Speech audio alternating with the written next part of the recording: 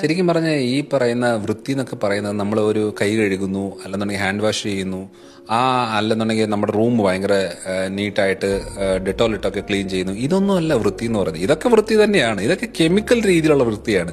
ഇതൊരിക്കലും നമ്മുടെ ബോഡിയെ ഹെൽപ്പ് ചെയ്യത്തൊന്നുമില്ല. നമ്മുടെ ശരീരത്തിന് പ്രതിരോധ ശക്തി കപ്പാസിറ്റി കിട്ടണമെന്നുണ്ടെങ്കിൽ നാച്ചുറലായിട്ട് തന്നെ ഒരു നാച്ചുറൽ ഹൈജീൻ എന്ന് പറയും, ആ വൃത്തിയാണ് വേണ്ടത്. അതെങ്ങനെയാണ് കിട്ടുന്നത്? ഇമ്മ്യൂണിറ്റി സ്ട്രോങ് ആകണമെന്നുണ്ടെങ്കിൽ ഇപ്പം മഴയത്ത് പോയി കളിക്കണം, വെള്ളം നനയണം, നനഞ്ഞേച്ച് ജലദോഷം വരണം. അല്ലെങ്കിൽ എല്ലാവർക്കും ജലദോഷമൊന്നും വരത്തില്ല.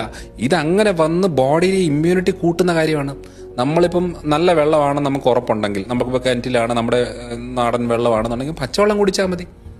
നമ്മളിപ്പോൾ അതായത് തിളപ്പിച്ചാറിച്ച് കുടിച്ചുകൊണ്ടിരുന്ന കാര്യമില്ല. ആ പച്ചവെള്ളം കുടിച്ചേച്ച് അതിൻ്റെ രീതിയിലുള്ള ബുദ്ധിമുട്ടുകൾ വരുവാണെങ്കിൽ അതിനെ ബോഡി പ്രിപ്പയർ ചെയ്യും. ഇപ്പം നമ്മൾ വാക്സിനേഷൻ എന്ന് പറയുന്നത് എന്താണ്?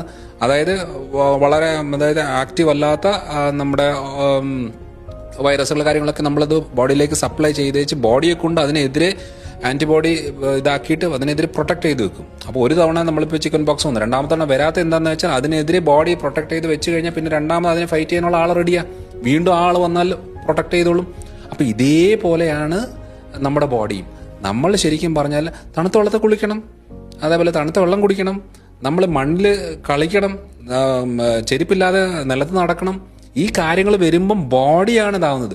ഇതൊന്നും ഇല്ലാതെ ഇപ്പോഴത്തെ കുട്ടികളിൽ ഫ്ലാറ്റിലും ഒക്കെ വളരെ വൃത്തി എന്നാക്കിയിട്ട് ഇവർക്കാണ് ഏറ്റവും കൂടുതൽ ജലദോഷം, ഏറ്റവും കൂടുതൽ പനിയും, ഏറ്റവും കൂടുതൽ സ്കിൻ പ്രശ്നങ്ങളും എല്ലാം ഉള്ളത് ഇവർക്കാണ്.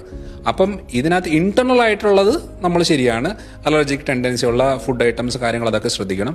പക്ഷെ ചെറുപ്പം തൊട്ടേ നാച്ചുറലായിട്ട് ഇപ്പം ഞങ്ങളുടെ വീട്ടിലൊക്കെ ആണെന്നുണ്ടെങ്കിൽ മഴ വരുന്ന സമയത്തൊക്കെ ഉണ്ടെങ്കിൽ പുറത്ത് മഴയത്ത് കളിക്കും കുട്ടികൾ. കാരണം അത് കളിച്ച് വളരേണ്ടതാണ്. നമ്മൾ അവരെ എല്ലാവരും ഇങ്ങനെ പൊത്തി വളർത്തിക്കൊണ്ടിരുന്നു കഴിഞ്ഞാൽ ചെറിയ ഒരു തണുപ്പ് പുറത്തടിച്ചു കഴിഞ്ഞാൽ ഇവിടെ ജലദോഷം തുടങ്ങും. അങ്ങനെയല്ല, അത് നാച്ചുറൽ മെത്തഡായിട്ട് നമ്മൾ നാച്ചുറൽ ഹൈജീൻ വളരെ ഇമ്പോർട്ടൻ്റ് ആണ്, കെമിക്കൽ ഹൈജീനെ കാട്ടിലും. അതാണ് ഞാൻ പറയുന്നത്.